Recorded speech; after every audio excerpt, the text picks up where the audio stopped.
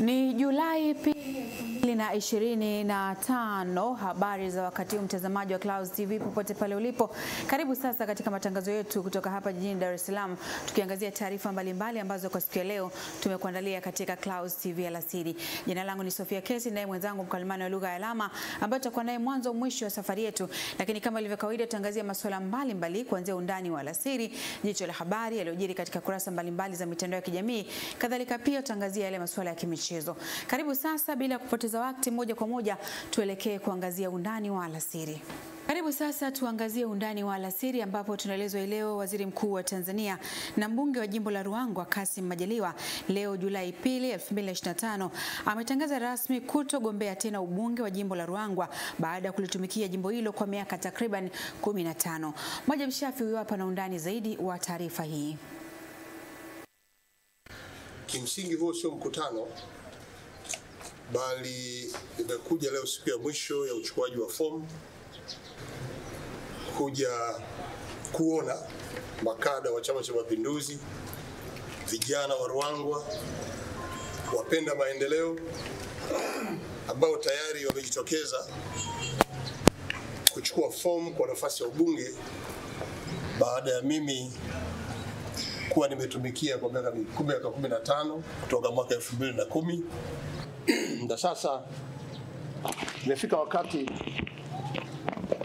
kwa mshikamano tuloujenga kutoa fursa kwa wana Ruangwa, wazaliwa wa Ruangwa, wapenda maendeleo waweze sasa kuunganisha nguvu hizi ili hii kauli mbiu yetu ya Ruangwa kwa maendeleo inawezekana, ambayo sasa Mheshimiwa Mwenyekiti amesema imewezekana na tunasonga mbele, iweze kusonga mbele zaidi.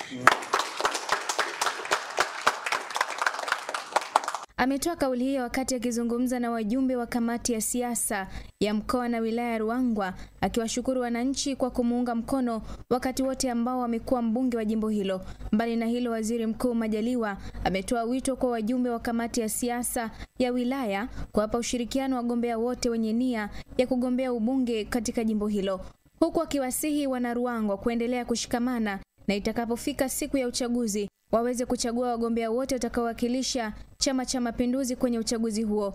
Moyo uliojaa upendo na maono wa Majaliwa unaona ipo haja ya kuachia nafasi hii ili kuhakikisha gurudumu linazidi kusonga mbele na kuleta maendeleo kwa wana Ruangwa. Kutokana na majukumu haya, kuacha nafasi hii na kuwaruhusu wana Ruangwa wenzangu waendelee, wale ambao nilikuwa naona wanapenda kushiriki kwenye maendeleo yetu, wale ambao niliungana nao katika kufanya kazi za maendeleo wilaya ya Ruangwa, ambao leo wameshaanza kuchukua fomu. Hawa wote waliochukua fomu ni wazaliwa wa Ruangwa, wana Ruangwa ambao nimeshirikiana nao kipindi chote cha miaka 15 kwenye shughuli za maendeleo. Kwa hiyo wanakuja kwetu, wanakuja kwenu wananchi, kuja kuendeleza jitihada ambazo tumezifanya kwa pamoja, kuja kuendeleza utekelezaji wa ilani ya Chama cha Mapinduzi, kuja kuhakikisha kwamba Ruangwa inapaa kwa kasi, na amekuja kila mmoja na uwezo wake. Tunatarajia jitihada zake binafsi, lakini mshikamano ambao sisi tutawapa, na mimi mwenyewe nitakuwa pamoja nao wote pamoja waliokuja kuchukua fomu. Lakini baada ya mchakato huu, yule ambaye atapewa dhamana ya Chama cha Mapinduzi kupeperusha bendera na kuingia madarakani, hatutamwacha peke yake. Kwa wana Ruangwa, tuone haya mabadiliko ya kawaida. Ni safari ambayo Mwenyezi Mungu pia huwa anaongoza. Mwenyezi Mungu amepanga kila mmoja na shughuli zake na namna yake, mwanzo wake na ukomo. Kwa maamuzi haya pia ameongozwa na Mwenyezi Mungu kwa nia njema kabisa. Na makada waliokuja leo kuchukua fomu na ameongozwa na Mwenyezi Mungu waje kuchukua fomu. Lakini mwisho wananchi watafanya maamuzi ya kumchukua mmoja miongoni mwao. Kwa tabia tuliojijenga wana Ruangwa, huwa hatutengani. Hapa ni naye Erard Mporoto, mchambuzi wa masuala ya kijamii na siasa za taifa.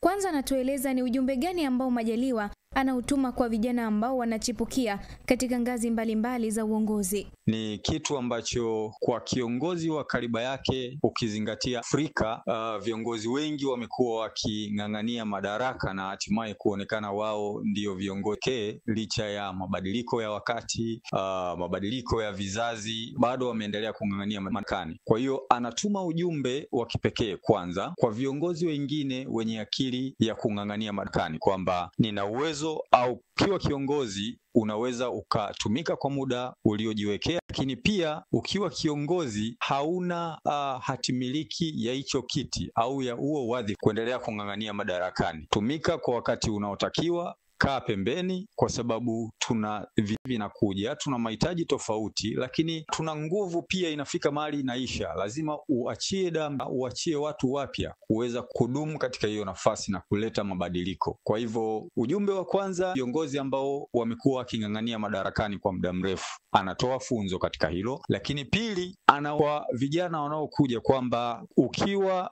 kiongozi lazima ujiwekee mipaka, uwe na muda wa kutumika kwa wananchi wako. Si lazima ukamaliza matatizo yote wewe, lazima ukaendelea kusalia madarakani kwa muda mrefu. Mporoto, ni ipi kauli yako kwa wanaruangwa na Watanzania jumla? Kwa hiyo ninaamini katika hicho kipindi ambacho yeye amekuwa mbunge, lazima kuna watu ambao amekuwa ambao wanaweza kufaa katika hiyo nafasi, lakini pia hajaona ulazima wa kushindana nao. Zaidi yeye atakaa pembeni na kuweza kuwa msaada au daraja ya kuwasaidia hao viongozi wengine ya kuliboresha jimbo na kupokea mikoba ya pale alipoishia na kuleta ufanisi zaidi na kuongeza hiyo katika uletaji wa maendeleo ya jimbo husika. Kwa hivyo ni jambo ambalo tunaweza kumpongeza lakini si tu kumpongeza tu, pia tunatakiwa tuchukue somo kwamba uongozi lazima uwe. Asante sana Eradi Mporoto kwa mtazamo huo. Majaliwa amemshukuru Rais Dr. Samia Suluhu Hassan, wakuu wa Chama cha Mapinduzi CCM, kwa kumwamini na kumpa fursa ya kuwatumikia wanaruangwa, huku akitoa ile ya kushirikiana nao. Ikumbukwe kwamba Majaliwa alichaguliwa kuwa mbunge wa jimbo la Ruangwa toka mwaka 2010 na amehudumu kwa kipindi cha miaka 15 akiwa ni waziri mkuu ambaye amehudumu katika uongozi wa awamu mbili, akiwa waziri mkuu wa awamu ya 5 na awamu ya 6. Na asante sana Mwajib Shafi kwa kutupitisha katika undani wa taarifa hiyo kwa siku ya leo. Hatuna mengi ya kusema. Sasa tuelekee moja kwa moja kuangazia katika jicho la habari.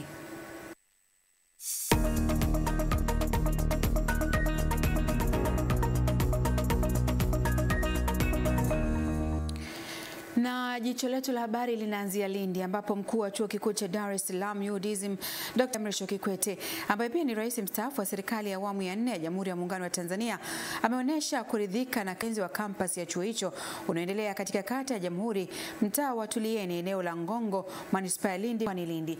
Huyu hapa ni Sudi Jongo ambaye anakuja na taarifa zaidi kutoka Lindi.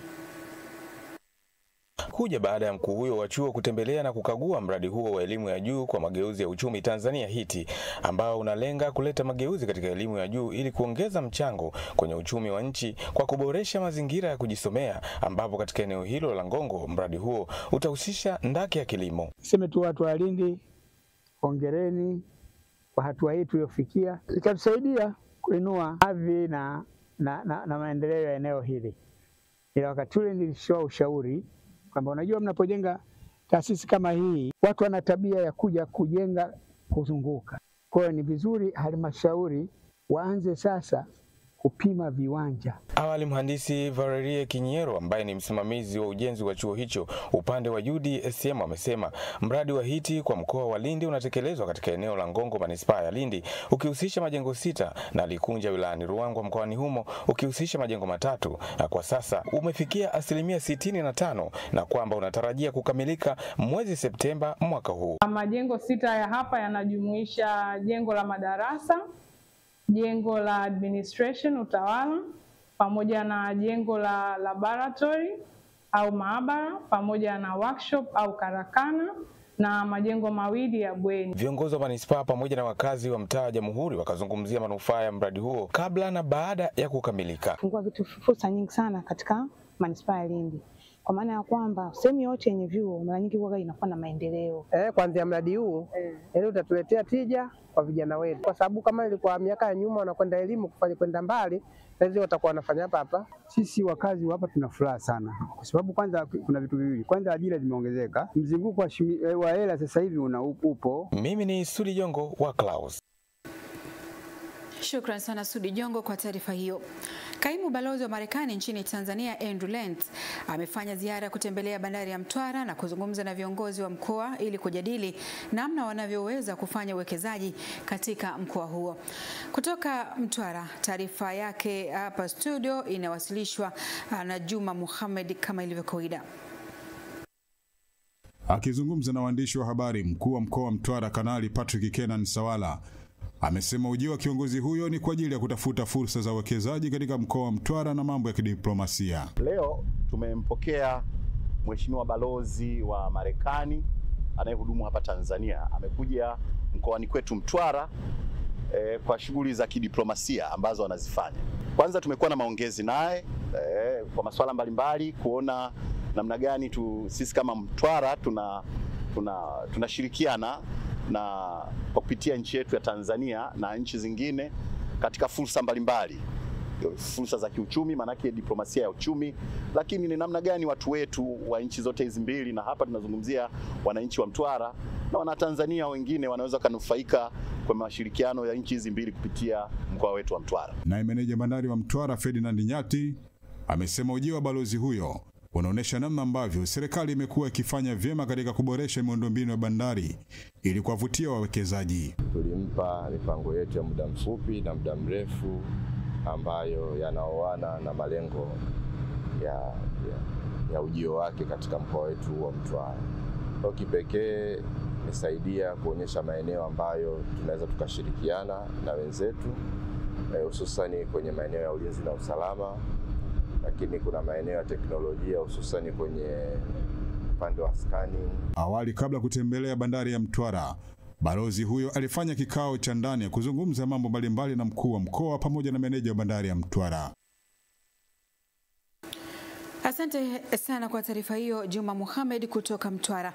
Na sasa turejee hapa jijini Dar es Salaam, ambapo wazazi na walezi wanaopeleka watoto katika shule za bweni wakiwa bado wadogo wameshauriwa kuwafuatilia kwa karibu katika makuzi yao wakiwa shuleni na wakati wa likizo ili kuepusha na wimbi la vitendo vya ukatili wa kijinsia.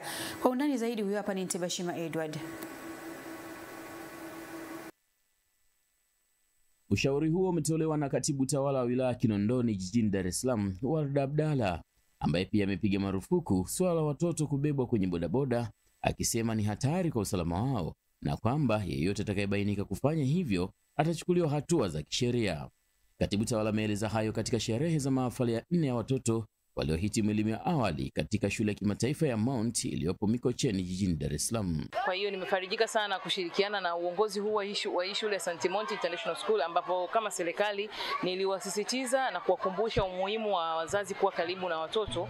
Na ukiangalia dunia sasa hivi inavyokwenda, tunahitaji sana mawasiliano ya karibu ya mzazi pamoja na mzazi pamoja na mwalimu ambaye anamwangalia mtoto akiwa shuleni, ili kuweza kumlinda kwa ajili ya baadaye na kuweza kumfuatilia kujua anahitaji nini kwa ajili ya future, kuweza kujua kipaji chake ni nini. Maana unaweza kumlazimisha sasa hivi mtoto asome udaktari, lakini yeye dream yake sio udaktari. Kwa upande wake, mkurugenzi mkuu na mmiliki wa shule hiyo ya kimataifa ya Monti, Fatma Fernandez, amesema wameweka nguvu pia katika matumizi ya akili mnemba ili kuandaa watoto na matumizi sahihi ya teknolojia hiyo. Tuna state of the art computer lab na hatujaangalia tu kwa mtoto, tumeangalia kwa kurahisisha kazi ya mwalimu.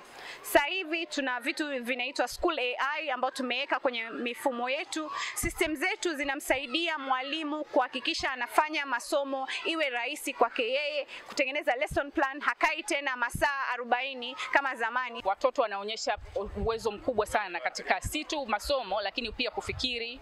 Watoto wana confidence kubwa.